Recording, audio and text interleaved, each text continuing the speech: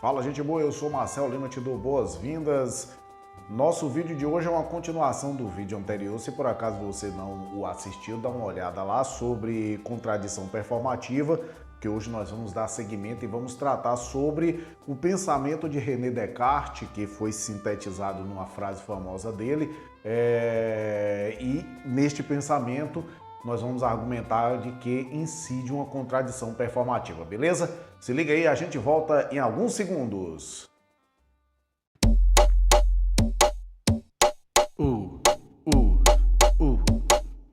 E aí, se liga no Episteme com Marcel, senta o dedo no like, compartilha. E não se esqueça de se inscrever. Episteme com Marcel. Episteme com Marcel. Episteme com Marcel.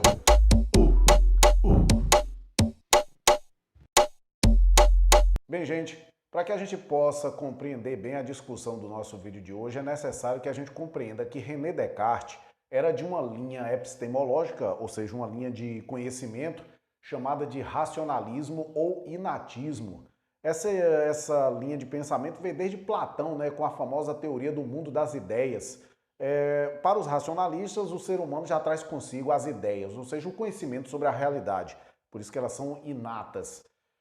Fica um pouco complicado na nossa atualidade de pensamento entender o racionalismo, mas seria mais ou menos assim para a gente ter uma noção do que os racionalistas pensam com relação ao conhecimento da nossa realidade. Seria assim, homem e mulher se encontram lá num enlace copulativo e o espermatozoide fecunda o óvulo. Naquele momento acontece a concepção. Bem, a partir daquele momento, o ser humano passa a fazer uma espécie de download das ideias que estão em algum lugar aí, em alguma nuvem, que sabe lá Deus onde é que é isso aí. Então, começa a fazer o download de todas as ideias de cachorro, de gato, de periquito, de mesa, de amor, de vida, de horizonte, enfim, o conhecimento sobre a realidade. Então, durante todo o processo de gestação, ele vai recebendo, fazendo o download disso aí. E quando nasce, ele já nasce então com as ideias prontas. Seria mais ou menos isso aí para a gente ter uma noção, uma ideia, assim, uma coisa aproximada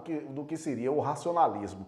Mas a gente vai perceber a partir de agora que o racionalismo, embora ele tenha influenciado bastante o pensamento na Idade Moderna, ele acabou sendo solapado por algumas teorias que vieram, né, posteriormente a ele, e claro, até concomitantemente a ele, demonstrando que o conhecimento não era de natureza inata, certo? Mas o conhecimento é um processo de construção, ou seja, as ideias vêm sendo construídas a partir do momento em que o ser humano está com o contato com a realidade, certo? Então, nós fizemos aqui, eu fiz aqui, né, na verdade, aqui no quadro, um esboço, uma ideia aqui de algumas teorias que vão de encontro a esse pensamento de Descartes para você compreender bem essa situação aí. Claro que outras linhas teóricas poderiam estar entrando por aqui, mas eu preferi essas três porque para conduzir melhor a temática que eu quero chegar. Porque eu quero demonstrar ao final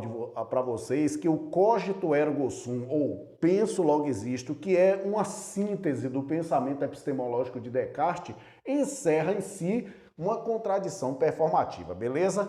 Bem, esse pensamento de Descartes, na verdade, a epistemologia cartesiana, ela já foi rebatida firmemente pelos empiristas que diziam que a ideia, todo conhecimento nasce da experiência. Posteriormente, Kant vai validar esse pensamento dos empiristas dizendo que a gênese do conhecimento, ou seja, o início das ideias, está realmente na experiência, certo? Somente aquelas estruturas fundamentais que possibilitam o conhecimento é que são de natureza inata. E aí depois a gente vai perceber isso quando entrar aqui na parte da neurociência, que eu vou falar rapidamente. Então, a primeira chibatada que o racionalismo toma muito forte é dos empiristas com relação a essa demonstração de que as ideias não são inatas. As ideias, elas nascem da experiência, certo? Isso eu estou dizendo, inclusive, Kant, lá na Crítica da Razão Pura, faz essa demonstração clara de que realmente a gênese do conhecimento é a experiência, certo? Posteriormente, a gente vê a presença do existencialismo com Jean-Paul Sartre, certo? Que vai dizer que a existência precede a essência, ou seja, o ser humano, antes de ser o que ele é, ele existe, certo? Para ele se tornar alguma coisa, ele precisa, antes de mais nada, existir, certo? Então, antes mesmo que ele pense, ele precisa existir, certo? Para o pensamento existencialista, que já é outra chibatada em cima desse pensamento racionalista de René Descartes. E por fim, aqui nessa trilogia de chibatadas aqui em cima desse pensamento de Descartes, eu trago a ideia da neurociência do século XX em diante, certo? Séculos 20 e 21. O que a neurociência diz claramente e está demonstrado, obviamente. Para que o ser humano possa pensar e desenvolver ideias, é necessário que haja, antes de mais nada, um desenvolvimento encefálico. É necessário que haja uma estrutura que possibilite esse conhecimento. E veja bem que a neurociência vai ter essa ponte com Kant nessa linha de pensamento muito parecida no que diz respeito a isso. O que eu disse? Para Kant, a gênese do conhecimento é a experiência, ou seja, a ideia nasce da experiência, da realidade. Mas as estruturas que possibilitam esse conhecimento são inatas. Que estruturas são essas? As estruturas encefálicas, de acordo com a neurociência, se a gente trouxer essa ideia para a nossa atualidade. Então, para que o ser humano pense, é necessário, antes de tudo, que ele exista, certo? Na linha do existencialismo aqui demonstrado. E essa existência pressupõe justamente todo esse aparato que vai dar suporte para que ele possa pensar, desenvolver as ideias, enfim, ter conhecimento. Então, veja bem, essa tríade aqui de pensamentos aqui vai realmente rebater fortemente o racionalismo e demonstrar que o que o racionalismo fala, penso logo existo, o racionalismo de René Descartes, né? Essa frase aqui, penso logo existo, ela vai incidir uma contradição porque justamente de acordo com todas essas teorias, antes mesmo de a gente pensar, a gente tem que existir, certo? O que penso logo existo está dizendo aqui que a existência ela sucede o pensamento, ou seja, para que eu possa existir é necessário que eu pense, necessário que eu tenha as ideias, né, de acordo com o racionalismo.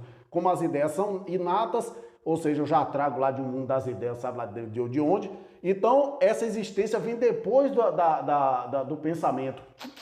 Aí é que mora o problema, nesse pensamento de Descartes, porque antes que eu pense, eu preciso existir, certo? Porque essas estruturas que vão estar presentes em mim como ser humano é que vão possibilitar justamente o pensamento.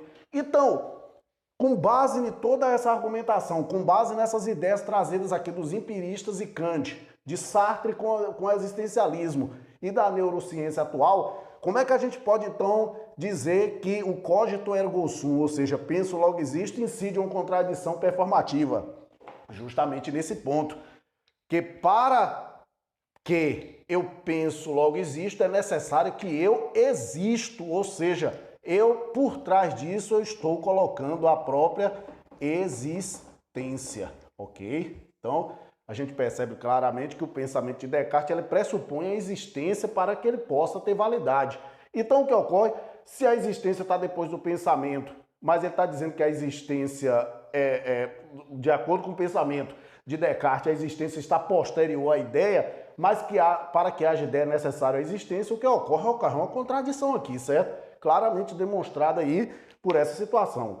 Mesmo que você possa dizer, mas era um pensamento da época de Descartes. Bem, na época de Descartes também, logo após, assim, muito próximo a ele, muito antes já existiu o empirismo. Lembre-se lá que Aristóteles já rebatia Platão, certo? Com a ideia justamente de um certo empirismo lá com Aristóteles, demonstrando que realmente as ideias, a realidade, ela não nasce de um mundo de ideias, não vem inata, ela justamente é um processo de construção dentro da nossa existência, ou seja, um processo de experiência depois que a gente vai ver na Idade Moderna com os empiristas rebatendo aqui muito fortemente a ideia racionalista.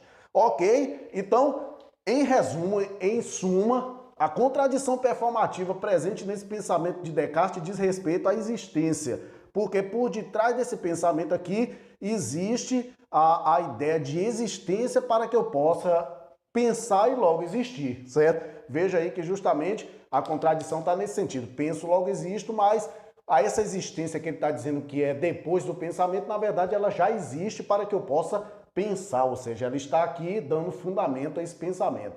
Beleza? Então eu espero que você tenha compreendido. Caso tenha alguma dúvida, queira expor a sua ideia, queira até contrapor aqui a nossa argumentação, você entre nos comentários e participe com a gente, beleza? Um abraço, tchau para todos!